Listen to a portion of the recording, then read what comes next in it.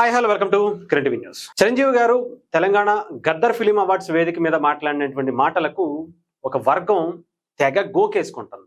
మామూలుగా గోక్కోట్ల రక్తాలు వచ్చేలాగా గోకేసుకుంటుంది. ఈ మధ్యన ఇంకా అదే పనిగా దాన్ని ఇప్పటికే 4-5 రోజులు అవుతున్నా కూడా ఇంకా ఈ గోక్కోవటం అనేది ఆగల. పాపం అలా వాళ్ళకి దురదలు వచ్చేస్తాయి. చిరంజీవి గారు మాట్లాడినటువంటి మాటలకు మన పక్క రాష్ట్రం అంటే తప్పంట, చాలా పెద్ద తప్పంట. నేను నిన్న చేసినటువంటి ఒక మేడం, జర్నలిస్ట్ అనేటువంటి మేడం, ఒక ఆవిడ మాట్లాడుతుంటారు కదా, పెద్ద అక్కాయి. ఆ అక్కాయి మాటలాగా దానికి సంబంధించినటువంటి కమెంట్లో కూడా ఒకళ్ళిద్దరు చేశారు. మన రాష్ట్రం అంటే, మన పక్క రాష్ట్రం అంటే ఎంత పెద్ద తప్పో తెలుసా? ఏం తప్పు? మన పక్క రాష్ట్రం, మన పక్క ఇల్లు, లేదంటే పక్క ఊరు, లేదంటే పక్క జిల్లా అంటల్లో తప్పు ఏంటో నాకైతే నిజంగా వీళ్ళకి ఏం మాటలో, వీళ్ళకి అసలు వీళ్ళు ఏం మనుషులో గోక్కోవచ్చు, కానీ మరీ ఇంతలా గోక్కోవాలా? నాకు అర్థం కావట్లేదు. చిరంజీవి గారి మీద ఏడ్చేవాళ్ళు, దాని మీద బ్రతికేవాళ్ళు చాలా మంది ఉన్నారు. కానీ ఇలాంటి సందర్భాల్లోనే అసలు సిసలైనటువంటి గోక్కునే గాళ్ళు ఎక్కువైపోతారు. వాళ్ళకి కనిపించేటువంటి పరిస్థితి కూడా ఇలాంటి టైంలోనే కనిపిస్తుంది. అలాంటి ఒక వ్యక్తి ఇక్కడ చూసుకోవచ్చు. చిరంజీవిపై నిప్పులు కురిపించిన సినీ నిర్మాత కాట్రగడ్డ ప్రసాద్ అట. నేనైతే ఎప్పుడు చూడలేదండి.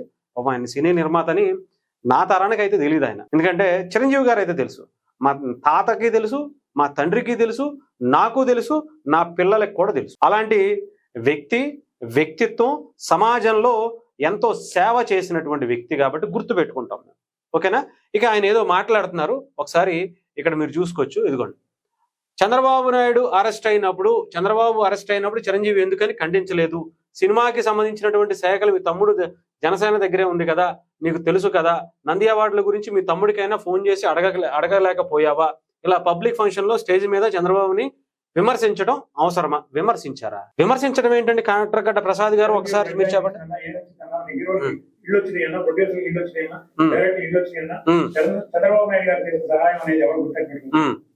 మనం ఒక ఏళ్ళు చూసేటప్పుడు ఉంటాయి కూడా ఆలోచించాలి. చంద్రబాబు నాయుడు గారు ఇట్లా చేశారు, ప్రభుత్వం మారింది, నంది అవార్డు ఆయన ఉన్న ప్రభుత్వంలో ఇచ్చారు, ప్రభుత్వం మారింది, ఎవరైతే ఆపేశారు, తర్వాత కంటిన్యూ అవ్వలేదు. చంద్రబాబు నాయుడు ఇక్కడ సరే ఆయన చెప్పుకుని ఉన్నా, చెప్పిందంతా నేను విన్నాను. ఒకసారి దాని గురించి మాట్లాడేటువంటి ప్రయత్నం చేస్తాను. ముఖ్యంగా ఆయన చిరంజీవి గారు అంటే చంద్రబాబు నాయుడు గారు అరెస్ట్ అయినప్పుడు ఎందుకని స్పందించలేదు? ఆయన ఏమైనా తెలుగుదేశం కార్యకర్త స్పందించడానికి, లేదా కూటమిలో సభ్యుడా? ఎందుకని ఆయన ఎందుకు స్పందించాలి? సరే, ఆయన కూడా కాదంట, ఆఖరికి సినిమా ఇండస్ట్రీలో ఎవరైనా సరే ఒక ప్రెస్ మీట్ పెట్టి, లేదంటే ఎవరికి వాళ్ళు వ్యక్తిగతంగా అయినా స్పందించవచ్చు కదా అని సదరు నిర్మాతగా ఉన్నటువంటి ఈ వ్యక్తి చెప్తున్నారు. మరి జగన్మోహన్ రెడ్డి గారు కూడా అరెస్ట్ అయ్యారు కదా, అప్పుడు వచ్చారా పోనీ ఎవరన్నా మీరు చెప్పండి? లేదంటే ఇక్కడ రేవంత్ రెడ్డి గారు కూడా ముందు అరెస్ట్ అయ్యారు కదా, అప్పుడు ఏమన్నా వచ్చారా? ఇలా అసలు పొలిటికల్ పార్టీస్కి సినిమాకి సంబంధం ఏంటి అని చెప్పి ఒక నిర్మాతకి నేను చెప్పాల్సి వస్తుందా? ఆ మాత్రం తెలీదా? ఇంతలా గోకేసుకోవాలా సార్? నాకు అర్థం కాదు. ఎంత గజ్జి ఉంటే మాత్రం ఆ గజ్జిని ఇలా గోకేసుకుంటే ఎలా చెప్పండి? అర్థం అవ్వాలి కదా, కాస్త అయినా తెలియాలి కదా. చిరంజీవి గారు మాట్లాడినటువంటి దాంట్లో అస్సలు ఒక్క మాట ఇది ఆయన కించపరిచినట్టు కానీ, చంద్రబాబు నాయుడు గారు ఏంటయ్యా మీరు ఎవరా అని అన్నట్టు కానీ ఏమన్నా అన్నారా? అక్కడ ఎంత హుందాగా, ఎంత మర్యాదపూర్వకంగా ఇస్తే చాలా బాగుంటుంది సార్, చాలా మంది ఆర్టిస్టులు కానీ టెక్నీషియన్స్ కానీ ప్రోత్సాహకరంగా ఉంటుంది సార్ అని చెప్పి ఎంత వినయంగా అడిగారు ఆయన, ఎంత గౌరవంగా మాట్లాడారు ఆయన. దాని గురించి కొంతమంది అంట ఇంకా ఏదో చెప్తున్నారు, మీరు ఇంటర్నల్గా మాట్లాడుకోవచ్చు కదా, పవన్ కళ్యాణ్ గారికి లేదంటే కందుల దుర్గేష్ గారికి ఫోన్ చేసి చెప్పచ్చు కదా. ఆయన ఇంట్లో కోసం అడిగేస్తున్నాడు ఏంటి ఇది? నాకు అర్థం కాదు. చెప్పండి, ఆయన ఇంటి కోసం, ఆయన ఇంట్లో జేబులో పెట్టుకోసం ఆయన మా అబ్బాయికి ఏముంటాయి, లేదంటే మా మా మేనల్లుడికి ఉండాయి, లేదంటే ఇంకొకరికి ఇవ్వండి అని చెప్పి అడుగుతున్నాడు ఏంటి? లేదు కదా. సినిమా ఇండస్ట్రీ కోసం అందరి గురించి ఆయన అడుగుతున్నారు, ఆయన ఒక్కడి గురించే కాదు కదా. అర్థమవుతుందా? సరే, ఇక్కడ పక్కన పెడదాం. సినిమా ఇండస్ట్రీకి సంబంధించిన వాళ్ళంట అక్కడికి వెళ్ళి సినిమాలు చేయాలంట, అప్పుడే అవ్వాలంట. పవన్ కళ్యాణ్ గారు ఇప్పటికీ 2 సంవత్సరాలు దగ్గర అయిపోతుంది ఆంధ్రప్రదేశ్లో. ఆయన డిప్యూటీ సీఎం అయ్యి, ఆయనతో పాటు మిగతా కందుల దుర్గేష్ గారు కూడా మంత్రి అయ్యి.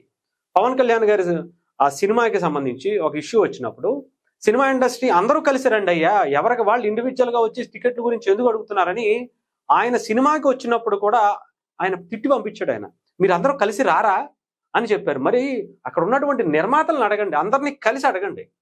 అంతేగాని చిరంజీవి గారు ఒక్కళ్ళని ఎందుకు అడుగుతున్నారు? సరే పోనీ అది కూడా పక్కన పెడదాం.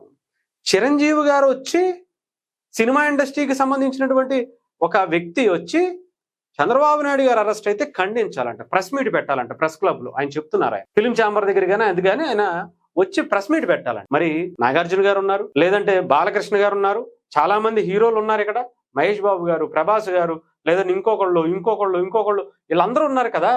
మరి వీళ్ళందరి మీద వచ్చి ఎందుకని చెప్పరు, ఎందుకు ఓన్లీ చిరంజీవి గారి మీద చెప్తున్నారు? సరే పోనీ ఆయన ఒక్కడే వచ్చి మాట్లాడాడు కాబట్టి అనుకో, ఆయన మాట్లాడింది ఆయన ఒక్కడి గురించి కాదు కదా, సినిమా ఇండస్ట్రీ గురించే కదా. 2017లోనో 18లోనో చంద్రబాబు నాయుడు గారే అప్పుడు ముందుకు తీసుకొచ్చి అవార్డులు ఇవ్వాలనేటువంటి ఆలోచన చేశారు, బానే ఉంది. కానీ దాని మీద కూడా పెద్ద ఎత్తున విమర్శలు మీ సినిమా ఇండస్ట్రీ నుంచి, ఈయన సినిమా ఇండస్ట్రీనో కాదో నాకైతే ఇప్పుడు తెలియదు కానీ ఆయన అయితే అనుకుంటున్నాను. మరి చాలా మంది అదొక నంది అవార్డులు కాదు వేరే కుల అవార్డులు అని చెప్పి ప్రకటించారు. కొంతమంది ఆ వెనకాల ఉన్నటువంటి ఒక వ్యక్తి ఇప్పుడు ఎమ్మెల్యేగా ఉన్నాడు, ఆయన టీడీపీలో చాలా బలమైనటువంటి వ్యక్తి. ఆయన అమ్మాయికి కన్నైనా కొట్టాలి, కడుపైనా చేయాలన్నటువంటివి గొప్ప మాటలు మాట్లాడినట్టు. అలాంటి మాటలు చిరంజీవి గారు కానీ ఇంకెవరో మాట్లాడకపోయినా అలాంటి గొప్ప వ్యక్తి ఆ వెనకాల ఉండి ఆయన వర్గానికి మాత్రం ఇప్పించుకున్నారని బహిరంగంగా బయటకు వచ్చి చెప్పినటువంటి పరిస్థితులు ఉన్నాయి. అర్థమవుతుందా? మీరు ఆలోచించుకోవాలి. అలాంటి పరిస్థితులు అవన్నీ దాటి ఇప్పుడు అందరూ కూడా కలిసి ఉంటున్నారు కదా, ఇవి కూడా ఇస్తే బాగుంటుంది. అన్ని అభివృద్ధి చేస్తున్నారు సినిమా ఇండస్ట్రీను. ఇంకోటి ఏదో చెప్పారు, ఏంటది బ్లడ్ బ్యాంక్ ఉన్నటువంటి పరిసర ప్రాంతాలను కూడా ఆయన డెవలప్ చేశారట. చేశారు, ఎవరు కాదన్నారు? ఎవరు చేశారు? అది ఓన్లీ చిరంజీవి గారి కోసమే చేశారేంటి? ప్రజల కోసం చేశారు. సినిమా ఇండస్ట్రీ వాళ్ళంతా అందరూ అంట అక్కడికి వచ్చేసి ప్రెస్ మీట్ పెట్టి చంద్రబాబు నాయుడు గారి అరెస్ట్ ని ఖండించాలంట. అసలు రాజకీయాలకి అసలు సినిమా ఇండస్ట్రీకి సంబంధం ఏంటి? మీకంటే గజ్జి ఉంది కాబట్టి గోక్కుంటారు, అందరికీ ఉండాలా చెప్పండి? అసలు ఇదేం బుద్ధి నాకు అర్థం కాదు. అసలు ఎందుకు ఇలా ప్రవర్తిస్తున్నారో నాకైతే తెలియట్లే. అసలు ఆయన అన్న మాట ఏంటి, మీరు చేసేటువంటి రచ్చ ఏంటి? అక్కడ ఎంతో గౌరవంగా చంద్రబాబు నాయుడు గారు, నారా లోకేష్ గారు, పవన్ కళ్యాణ్ గారు కలిసి ఆంధ్రప్రదేశ్ ని డెవలప్ చేసేటువంటి ముందడుగు వేస్తుంటే, వైఎస్ఆర్సీపీ కుట్ర మిమ్మల్ని ఎలా విడదీయాలనేటువంటి ఒక ప్లాన్ వేస్తుంటే, ఆ చట్రంలో ఈ కుల గజ్జిగాళ్ళు కొంతమంది ఉంటారు ఇంకా బ్యాచ్, వాళ్ళందరూ కూడా దాంట్లో ఇన్క్లూడ్ అయిపోయి పక్కకి తోసేయాలనేటువంటి ప్లాన్. మీరు కనుక అది గుర్తుపెట్టుకోండి. జనసేన కనుక పక్కకి వెళితే వైఎస్ఆర్సీపీ మీకు చుక్కలు చూపిస్తుంది, గుర్తుపెట్టు. అది కూడా బాగా దగ్గరగా ఆలోచించుపెట్టు. అనవసరంగా మీకు కలిసి ఉండాలి, ఆంధ్రప్రదేశ్ డెవలప్ అవ్వాలనేటువంటి ఆలోచన చేయండి తప్ప మనం మాత్రమే అవ్వాలి, మనం మాత్రమే గొక్కోవాలి అనుకోకూడదు. అర్థమైందా?